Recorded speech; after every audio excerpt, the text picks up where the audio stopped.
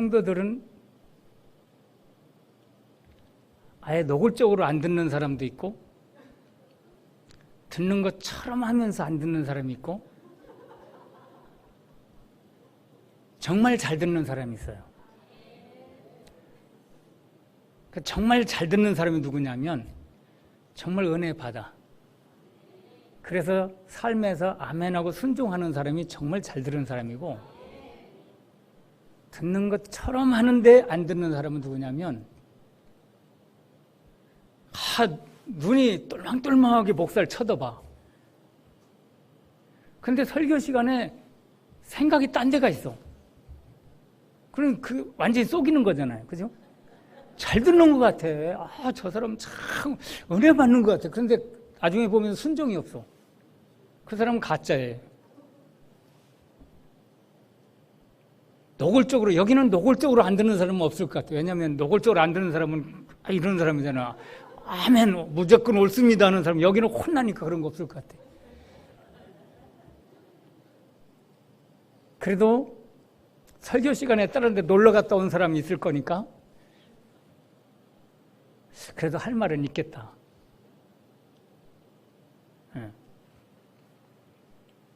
그래서 우리 모두에게 주어진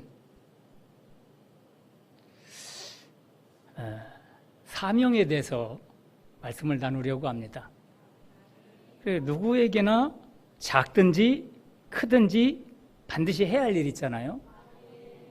특히 우리 성도에게는 하나님으로부터 받은 일 또는 하나님께서 맡긴 심부름, 누구에게나 있어요. 우리 성도라면 다 있어요. 그것을 좋은 말로 사명이라고 하죠. 사람은 자기의 사명을 알아야 본분을 행하고 갈 수 있어요.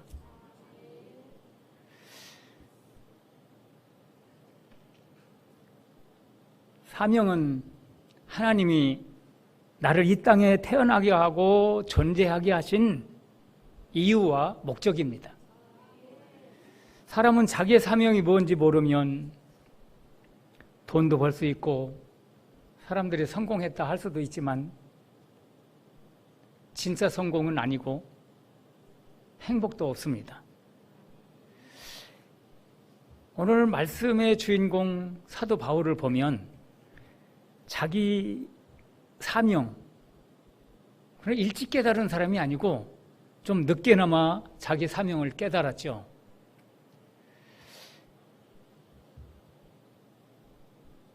예수님이 자기에게 준 사명이 무엇인지를 깨닫는 그때부터 그는 자기 사명에 목숨을 건 사람, 자기 목숨을 조금도 귀한 것으로 여기지 않고 그 사명에 올인한 사람, 그런 사람으로 우리에게 지금 보여주고 있습니다.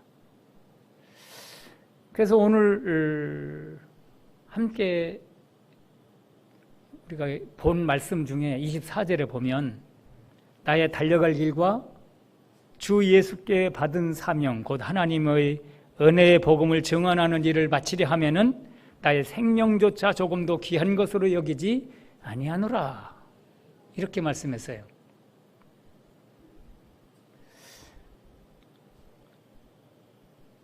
그런데 가만히 사도 바울이 받은 사명을 보면 여러분도 다 아는 대로 복음 전하는 일이잖아요. 그 복음 전하는 일, 자기에게 맡겨진 그 일을 위해 바울은 죽음도 두려워하지 않은 모습. 그 사도 바울이 에베소를 떠나 예루살렘으로 올라가려고 할 때 에베소 교인들이 가지 말라고 만류하고 그러잖아요.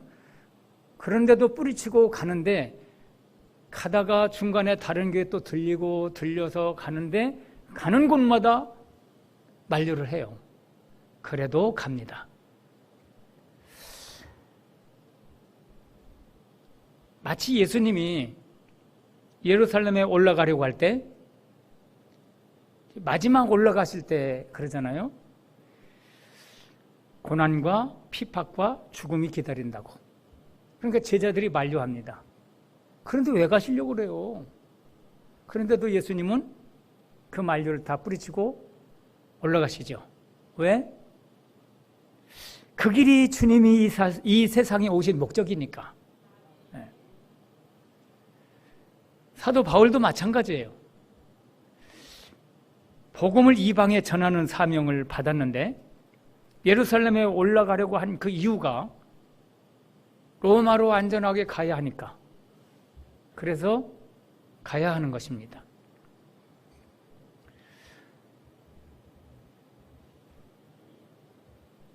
우리는 바울 사도가 자기의 사명이 무엇인지를 분명하게 알고 그 사명대로 목숨도 아까워하지 않고 달려갈 길을 달린 것처럼 오늘 헌신 예배로 하나님께 드리기를 기뻐하는 이 안수 집사님들께서는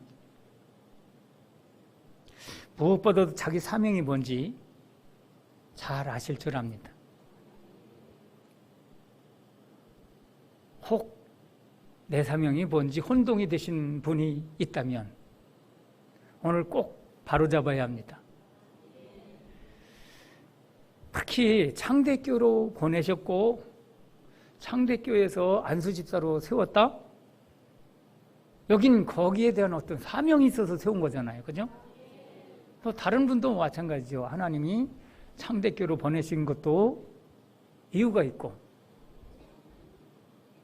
권사로, 집사로, 장로로 세우신 것도 목적이, 이유가 거기에 사명이 있어서 보내신 것입니다.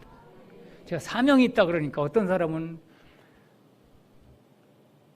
목사님하고 부딪히는 일을 사명으로 생각하는 사람이 있어요. 그건 마귀가 주는 사명입니다. 망하는 사명이에요. 그거 오해하면 큰일 납니다.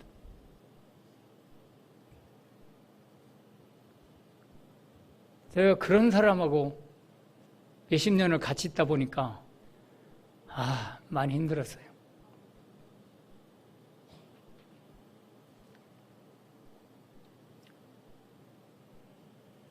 분명히 하나님이 창대교회 보내실 때 목적이 있어서, 그죠? 직분을 주실 때도 목적이 있어서 그래서 보내셨어요. 그러니까 내가 여기에 보냄을 받았고 여기서 직분을 받았는데 왜 주셨는지 사명이 분명해야 되잖아요. 그래야 세운 목표와 사명을 잘 감당할 수 있습니다. 우리가 하찮게 보는 공중에 나는 새, 들에 나는 잡초, 이것도 다 나름대로의 존재 이유와 목적이 있어요. 하물며 창대교회 안수집사님, 권사님, 집사님들이신데 아무런 삶의 이유나 목적이 없겠어요? 그죠? 분명히 있을 것입니다.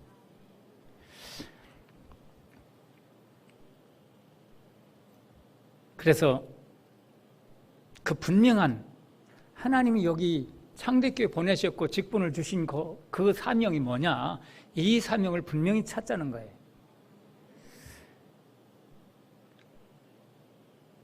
나는 무엇 때문에 존재하지? 하나님이 나에게 맡겨주신 이 창대교회로 보내신 심부름이 뭐지? 심부름의 목적을 잃어버리면 일을 못해요. 목적 잃어버렸는데, 그죠? 나를 태어나게 하시고 여기 있게 하신 목적이 무엇인가를 분명히 해야 합니다. 사람은 3번 태어나야 한다 그러잖아요. 한 번은 모태에서 태어나는 것이고, 두 번째는 물과 성령으로 태어나는 것입니다. 물과 성령으로 태어난다는 말은 거듭나는 것을 말하죠. 이 거듭남이 있어야 하나님 나라에 들어갑니다. 그래서 예수님은 요한복음 3장 5절에서 사람이 물과 성령으로 나지 아니하면 하나님 나라에 들어갈 수 없느니라. 라고 했어요. 그러니 인간이 하나님 나라에 들어가려면 적어도 2번은 태어나야 되죠. 여러분은 2번째까지는 다 태어나신 거 맞죠?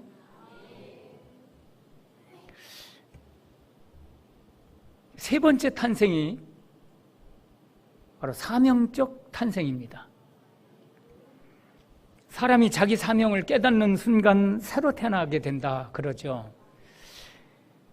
사람이란 자기 사명에 눈뜰 때, 내 사명이 뭐다라고 확고하게 깨달을 때 사람다운 삶을 살게 됩니다. 그래서 사명을 깨달을 때 세 번째 탄생이다 이렇게 말해요. 칼 힐티라는 사람은 잠 못 이루는 이 밤을 위하여라는 책을 쓸 때 최고의 날은, 인생 최고의 날은 자기 사명을 깨닫는 날라고 말했어요. 위대한 인생이란 자기 사명을 발견하고 그 사명을 잘 감당해 나가는 사람입니다. 예수 그리스도를 핍박했던 사울이 다메섹 도성에서 부활하신 예수님을 만나 주님으로부터 이방에 복음을 증거하는 사명을 받잖아요. 그때 사울에게 다메섹 도성은 중생하는 순간이고 세상을 다 얻는 사명을 받는 순간이죠. 모세는 호렙산에서 그 양을 치다가 가시던 불이 붙었는데 가시던 불이 붙으면 후 사라지면 다 금방 타버리고 말아요. 근데 여기는 타는 것도 없이 불만 붙어 있어. 얼마나 신기하겠어요. 그래서 왜 이래 하고 가려고 하다가 거기서 부름을 받게 되죠. 거기서 사명을 받습니다. 모세가 사명을 받은 것은 애굽에서 신음하고 있는 자기 민족을 구원하는 일입니다. 베드로는 갈릴리 바다에서 밤새 고기를 잡는데 그물을 던지고 또 던지고 밤새 던졌는데 고기가 안 잡혀. 참 신기하죠. 제가 그 갈릴리 바다 가봤는데 고기가 그 가에 가봤더니 막 엄청나게 많던데 왜 밤새 한 마리도 못 잡았나? 근데 이해가 되는 게 뭐냐면 제가 잡는 거 참 좋아합니다. 이 바다에는 한 달에 한 번씩 한 달에 한 3일 정도는 물이 굉장히 많이 나가요. 그렇게 많이 나갔을 때 제가 가서 이렇게 웅키면 해삼도 잡히고 전복도 잡혀요. 그래서 나 바다에 가서 이렇게 많이 잡았다 그랬더니 다음에 자기를 데려가 달래. 그래서 그분을 데리고 갔는데 그날따라 한 마리도 못 잡았어. 그래가지고 내가 거짓말쟁이 됐잖아요. 그러니까 바다는 그런 날이 있다니까요. 이 베드로가 밤새 고기를 잡았는데 한 마리도 못 잡았어. 근데 그때 주님이 나타나셔서 나를 따르라. 이후로는 사람을 낚는 어부가 되게 하리라 하시면서 사명을 주셨어요. 이 땅에 위대한 인생을 살았고 위대한 일을 한 사람 모두 자기 사명을 깨달은 사람입니다. 그러나 가장 좋은 환경과 가장 좋은 조건 속에서도 자기의 사명을 깨닫지 못하고 헛되게 그 인생을 허비하는 사람도 참 많이 있습니다. 그 중에 보면 이 삼손이라는 사람은 우리 잘 아는 사람이잖아요. 나면서부터 나실인으로 태어났어요. 그러니까 그 부모로부터 어려서부터 계속 이 사명에 대해서 계속 들었고 계속 들으면서 성장했어요. 하나님이 그 표시로 세상에서 그 누구도 갖지 못한 놀라운 힘을 하나님이 부어주셨습니다. 그러나 삼손은 어리석게도 그 힘을 데릴라라고 하는 여인에게 사용함으로써 자신에게 주신 사명을 온전하게 감당하지 못했죠. 가룟 유다는 더 심각합니다. 12 제자의 열두 제자 중에 한 사람으로 부름받았다? 어마어마한 거잖아요. 그런데 그는 자기 사명의 눈은 감기고 금전의 눈만 열리니까 망한 것입니다. 그러니까 세상 사람들은 돈을 많이 벌으면 저 사람 복 받았어. 뭔 복을 저렇게 받았대. 이렇게 생각하지만 하나님의 입장에서 보면 돈은 벌었는데 예수 안 믿으면 그건 복이 아닙니다. 절대로 복이 아닙니다. 사랑하는 성도 여러분, 인간은 사명적인 존재예요. 하나님께서 우리를 이 땅에 보내실 때 목적을 주셔서 사명을 주셔서 보내셨습니다. 그 목적, 그 사명을 확실하게 찾아야 돼요. 찾아야 그 사명을 깨달아야 자기에게 준 그 목적을 위해서, 그 사명을 위해서 일할 수 있습니다. 그런데 문제는 어떻게 자기의 사명을 깨달을 수 있느냐 하는 거죠. 어떤 사람은 하나님의 말씀을 읽고 묵상하면서 기도하다가 깨닫는 사람이 있고, 어떤 사람은 말씀을 들으면서 깨닫는 사람이 있어요. 어떤 사람은 목사님이 지적해서 막 말씀하실 때 깨닫는 사람이 있어요.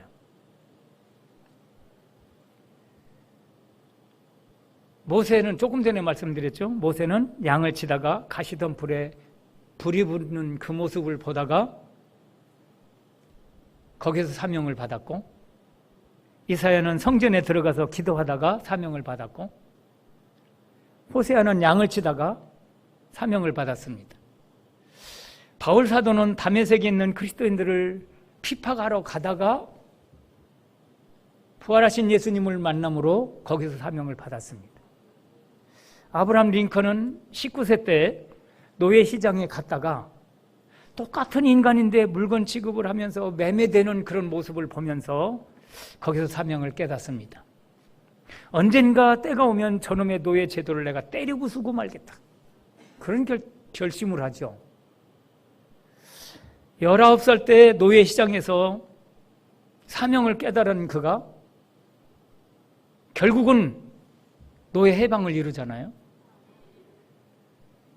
그런데 거창한 일만 사명은 아닙니다. 어느 특정한 사람에게만 사명을 주신 것도 아닙니다. 이 땅에 태어난 인간은 누구에게나 자기에게 사명이 주어져 있어요. 그러니 여러분의 사명이 무엇인지를 오늘 찾자는 것입니다. 사명을 찾으면 그 다음에 어떻게 되죠? 그 사명을 위해서 목숨을 걸어야 합니다. 이 백낙준 박사는 내 몸을 바칠 곳을 찾아라. 내 몸을 바칠 일을 찾아라.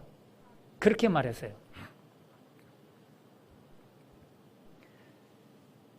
자기 사명이란 목숨을 거는 일을 말합니다.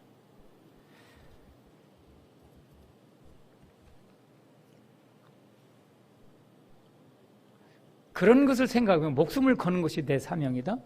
그러면 사명은 내 목숨보다 더 귀하다는 거잖아요. 그죠? 그러니 내 목숨보다 더 귀한 것 오늘 찾아야 됩니다.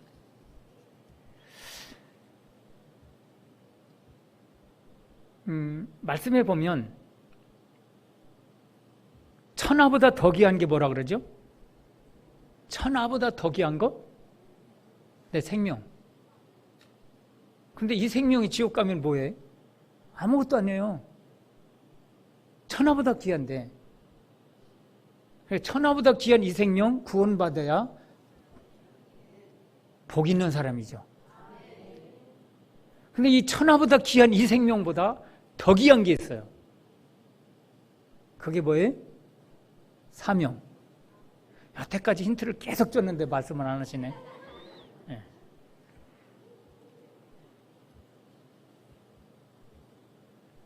바울 사도는 주님께 받은 사명, 곧 복음을 전하는 일에 자기 목숨을 귀하게 여기지 않고 다 바쳤다 이렇게 말하죠. 예수님도 그 사명이 인류 구원입니다. 주님은 인류 구원의 사명을 위해서 십자가에서 모두 예수님 당신의 생명을 모두 쏟아주셨어요. 그러면서 십자가에서 내가 다 이루었다 이렇게 말씀하죠. 예수님의 십자가로 말미암아 구원받은 우리는 우리 모두 똑같은 사명이 있다는 거예요. 그래서 우리 모두에게 복음 전할 사명이 있습니다. 근데 사람들은 선을 그어놔요. 요거까지는 내가 할 수 있지. 그런데 저것까지는 못해. 이렇게 딱 선을 그어놔요. 그럼 선을 못하는 그건 뭐예요? 남들이 싫어하는 거. 남들이 하기 싫어하는 거.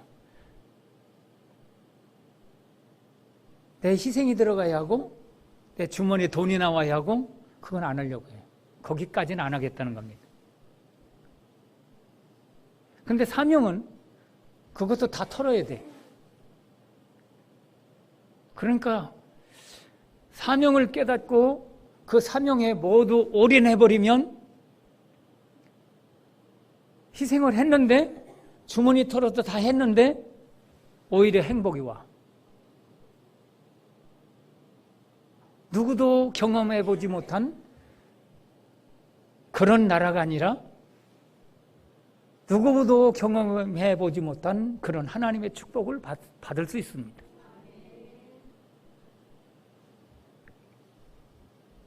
그래서 우리는 자기 사명을 깨닫고 자기 사명의 완수를 위해 열심히 사는 그런 행복한 사람으로 살아야 합니다. 사명을 깨닫지 못하면 방황하다 끝나는 거예요. 왜냐, 자기 사명은 뭔지 모르고 엉뚱한 데 돌아다니다가 자기 인생 마치면 방황만 하고 가는 거잖아요. 우리는 방황하는 인생이 아니고 목표를 주셨으니 그 목표대로 해야 하는 내 그 사명대로 그렇게 일을 잘 감당하는 사람이 되어야 합니다. 지금 하나님이 여러분에게 바라시는 것이 있다면 뭘까요? 사명을 찾아서 그 사명을 감당하는 것입니다. 지금 나에게 주신 사명 지금 감당하지 못하면 아무리 큰 사명이 주어져도 감당 못해요. 그러니까 지금 내게 주신 사명을 잘 깨닫고 지금 잘 감당하면 더 큰 사명 주셔도 다 할 수 있습니다. 오늘 이 시간 이후 여러분에게 주신 사명을 잘 감당하는 창대 일꾼들이 되시기를 바랍니다. 일반적으로 설교는 이렇게 하면 끝납니다. 근데 저는 여기서 끝 안 내고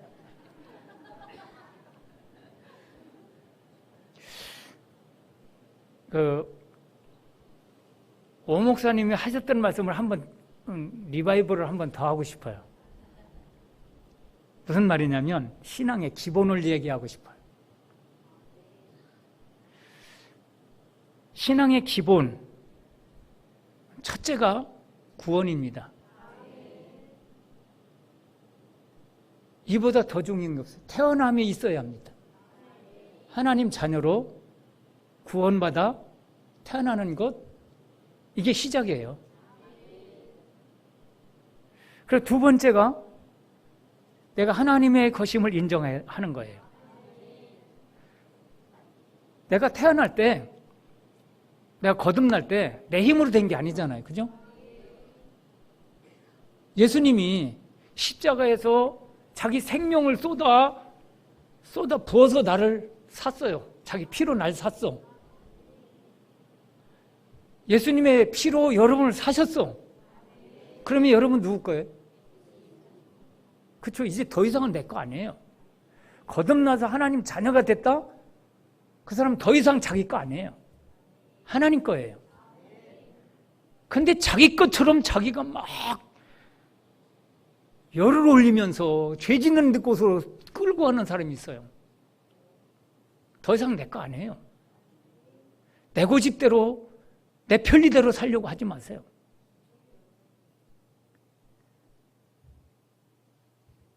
아니, 한번 생각해보세요. 내 거 아니잖아요. 이제 거듭났으니까 내 거 아니에요. 주인이 주님이에요. 이게 인정이 된다면, 그러면 그 다음에 어떻게 해야 되죠? 성령 충만해야 돼요. 성령으로 아니하고는 하나님 뜻대로 살 수가 없어요. 그런 성령 충만은 그냥 가만히 앉아있으면 되는 게 아니잖아요. 그죠? 기도 생활해야 되고, 감사 생활해야 되고, 열정의 예배 생활해야 되고. 여러분, 기도 생활 안 하면 성령 충만은 아무리 하고 충만 받고 싶어도 안 돼. 열정적으로 기도해야 합니다. 주님과의 만남이 꼭 있어야만 성령 충만을 받을 수 있어요.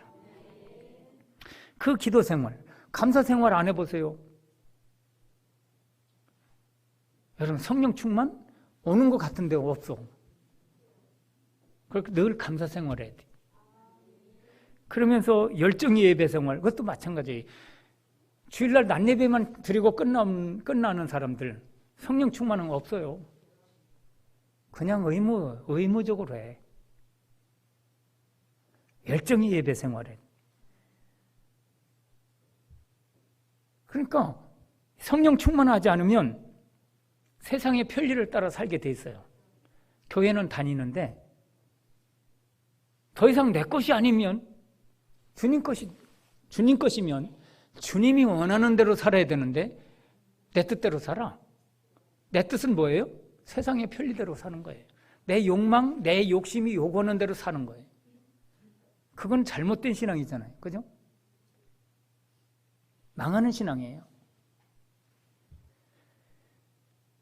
그리고 또 하나의 기본은 내가 하나님의 것, 내가 하나님의 사람, 하나님의 자녀라는 것을 인정했으면 그 인정한 믿음을 보여야 합니다. 그게 뭐예요? 11조 해야 됩니다. 주님이 그랬잖아요. 9은 네가 쓰고 하나는 내가 가져와라. 근데 요즘은 돈이 아까워서 그런지 집도 없고 사글서 살면서 차 가지고 놀러는 잘 다녀. 그 사람이요 11조 잘 안 해요. 이거 가지면 어디로 놀러 갈 수 있는데 그런 거나 생각하지. 나 자체도 내 것이 아닌데 내게 들어오는 돈도 내 거 아니잖아요. 그런데 그 중에 9은 네가 쓰라고 했으면 얼마나 감사해. 그럼 감사합니다 하고 11조는 해야지. 안 그래요? 기본이에요. 아이고 이거 이렇게 큰 돈. 제가 그 간증을 하나 할까요? 저는 84년도부터 결혼하기 전에는 80년도부터 단독 목회를 했지만 결혼하고 84년도 광산촌에서 개척을 했어요. 거기서 우리 아들, 딸이 거기서 태어났는데 이 아장아장 걷다가 폭 넘어지면 쉐크만. 그런데 거기 그때만 해도 막 부흥이 참 잘 됐어요. 그래서 3년 만에 교회도 잘 짓고 자립을 하고 그러니까 서울에서 부목사로 오라고 그래서 옥수동 그 부목사로 가 있었어요. 한 그때 700명 정도 모이는, 작년이 700명 모이는 교회였는데 근데 내 체질이 아니야, 부목사는. 그래서 한 1년 가까이 하다가 정선으로 갔어요. 정선으로 갔는데 그것도 완전 산골짜기 마지막 동네야. 가구가 전부 합쳐서 44가구인데 부부가 있고 자녀가 있는 집은 몇 집 없어. 다 할아버지 할머니 아니면 할머니 혼자 아니면 할아버지 혼자 사는 그런 집들. 분교가 하나 있었는데 학생이 2명. 근데 거기로 갔는데 할머니 3명이 나오더라고요. 어느 목사님이 8년을 목회를 했는데 하도 부응이 안 돼서 문 닫고 갔대. 그래서 헌금 나오는 게 10원짜리 헌금 나왔어요. 88년도. 그러니까 1,000원짜리, 10,000원짜리 헌금은 우리한테서 나오는 돈이고 나머지는 다 10원짜리 했어요. 할머니 3분이었는데. 그 2월 달에 갔는데 그 방 3칸짜리 집에 방 2칸은 교회로 하고 하나는 교회로 했더라고요. 아주 그 사택으로 했더라고. 가서 불을 떼봤는데 불이 안 들어가. 이거 왜 그러나 연기만 나. 그래서 나가 굴뚝을 찾아보니까 굴뚝이 없어. 세상에 나 그런 집 처음 봤어요. 그 산골짜기에서 2월 달에 얼마나 떨었는지. 아이고. 방언하면서 막 이러면서 떨은 게 아니고 추워가지고 떨었다니까요.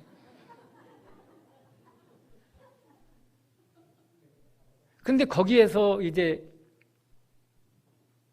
한 5월 달쯤 때부터 부흥이 되기 시작을 했어요. 막 부흥되고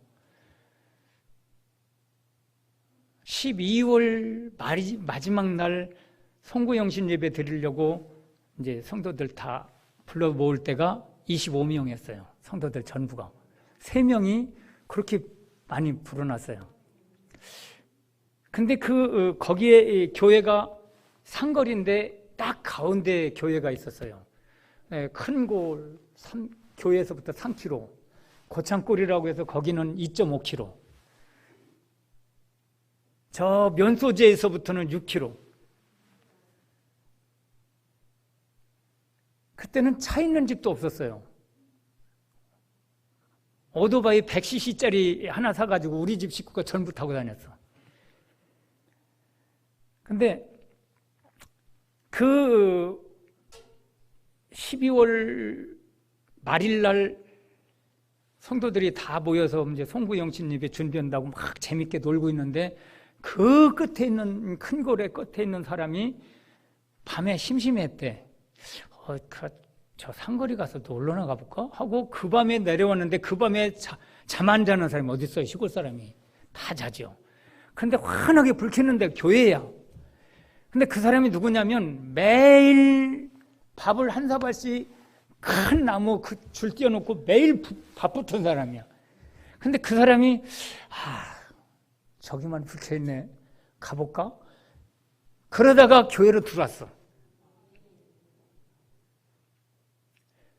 근데 그날 같이 놀고 같이 송구영신 예배 드리고 그 다음부터 1월 1일 1월 첫 주부터 교회를 나왔는데 얼마나 열심히 나오는지. 처음 나오는 사람이 새벽 기도도 나와요. 3km 걸어서. 근데 거기는 여기하고 틀려서 한번 눈이 오면 허벅지까지 눈이 와요. 근데 3km를 걸어서 새벽에 새벽 기도 와. 그 눈을 뚫고. 열심히 나오는. 89년도 이제 봄이 됐어요. 열심히 나오고 막 그 일을 하는데 내가 불러서 이왕에 그렇게 예수 믿기로 하고 열심히 나오잖아요. 그러니까 내 말 순종해 보라고.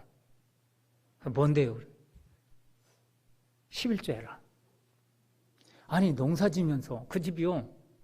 땅은 굉장히 많은데 농협에서 돈 끌어다가 그해 농사 지면 싹 망했네. 뭐가 그해 거기가 고냉지 많이 하고 뭐 약초하고 하는 데인데 이게 서울과 이게 연결이 잘 돼야 이게 돈을 벌어요. 근데 폭삭폭삭 망했어. 그래가지고 농사 짓고 한 해 뭐 수확한 거 가지고 이자 내고 나면 없어. 그럼 그 다음에 또 돈을 빌려야 돼. 그러니까 그 아들이 농사 다 끝나고 나면 농협에 이자 갖고 나서 며칠 동안 술태배기로 살아. 그 다음엔 노인이고 뭐고 보이는 게 없어. 그런 집이었어요. 근데 교회 나오기 시작하면서 큰아들 부부, 작은아들 부부, 셋째, 넷째는 학생들인데 미리 교회에 왔지요, 걔네들은.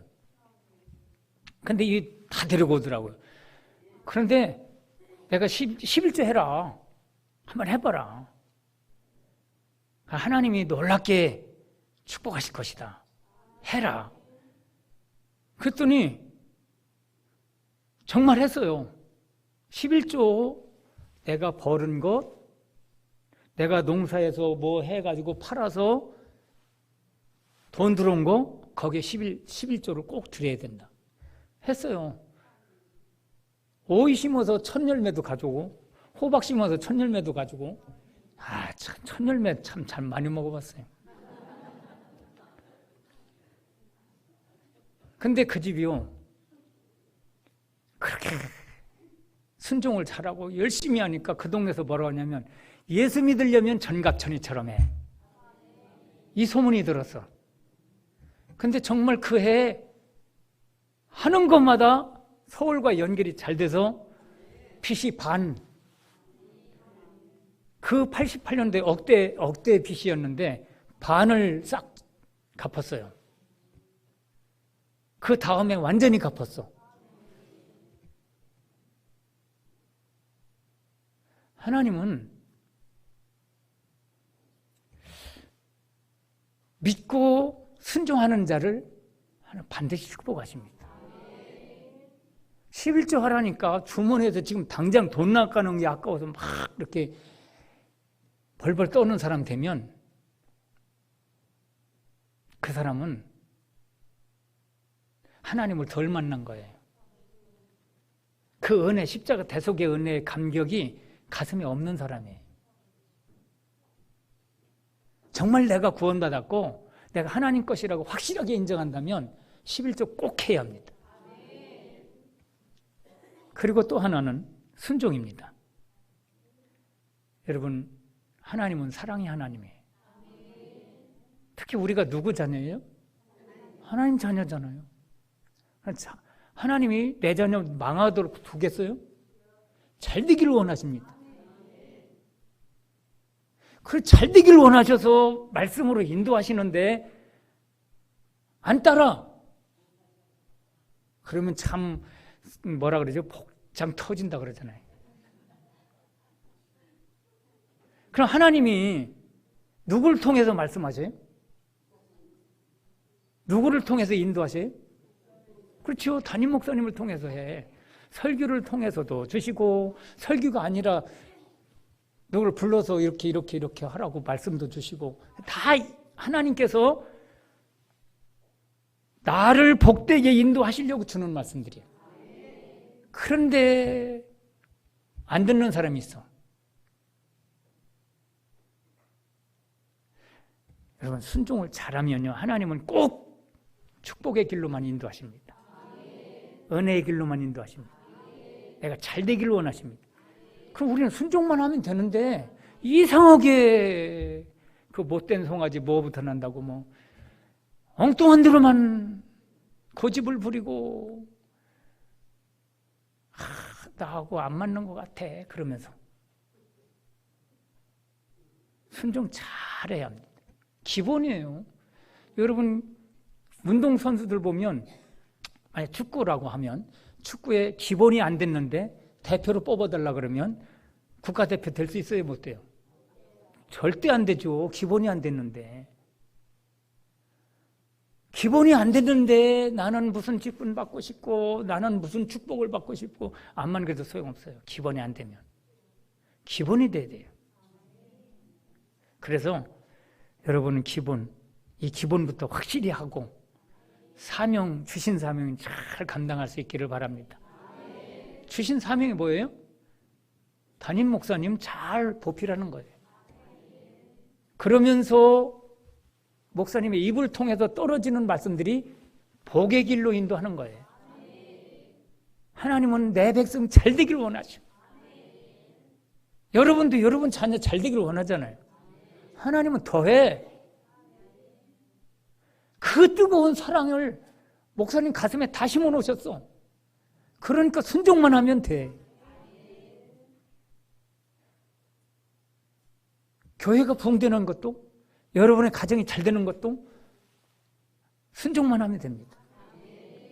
네, 그러면 창대는 이름도 잘 정해놔서 창대. 창대교회는 정말 창대하게 부흥될 것이고, 창대의 가족은 창대하게 축복받을 것입니다. 이 은혜가 여러분 모두에게 임하기를 축원합니다. 기도합니다.